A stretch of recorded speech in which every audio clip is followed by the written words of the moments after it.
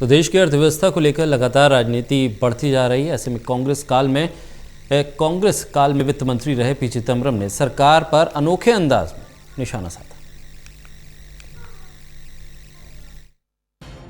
पूर्व वित्त मंत्री पी चिदम्बरम ने अर्थव्यवस्था को लेकर केंद्र सरकार पर दिलचस्प तरीके से हमला बोला है।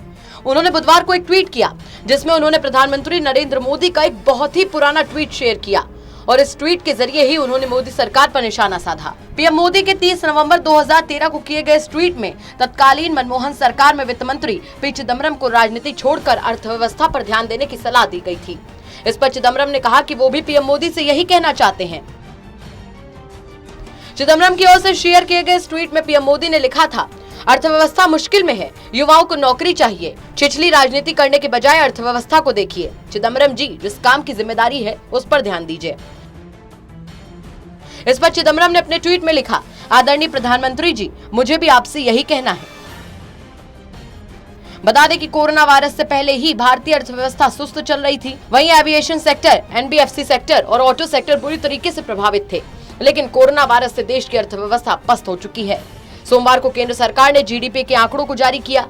चालू वित्त वर्ष 2020 और 21 की अप्रैल-जून तिमाही में 23.9% की भारी गिरावट आई है। 40 सालों बाद जीडीपी में ऐसी गिरावट देखी गई। वहीं देश में करोड़ों लोगों को अपने रोजगार से हाथ धोना पड़ा।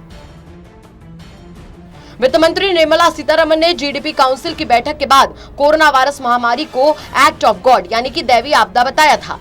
उन्होंने राज्यों की ओर से जीएसटी क्षतिपूर्ति की मांग करने पर राजस्व में कमी के लिए महामारी को जिम्मेदार ठहराते हुए कहा था कि इस साल हम असाधारण स्थिति का सामना कर रहे हैं। हम दैवीय घटना का सामना कर रहे हैं, जहां हमें अर्थव्यवस्था में भी गिरावट देखनी पड़ सकती है। इस पर चिदम्बरम ने उन पर हमला करते हुए कहा था कि भगवान को दोष मत दें, बल्कि आपको तो भगवान का धन्यवाद करना चाहिए। भगवान ने देश के किसानों को आशीर्वाद दिया है। कोरोना वायरस महामारी एक प्राकृतिक आपदा है, लेकिन आप महामारी को, जो कि एक प्राकृतिक आपदा है, उसे मनुष्य निर्मित आपदा से जोड़ रहे हैं। देश में कोरोना के चलते लगातार अर्थव्यवस्था चरमराती जा रही है। ऐसे में देखना होगा कि सरकार डूबती अर्थव्यवस्था और विपक्ष दोनों के निशानों से कैसे निपटती है। Special desk, total news.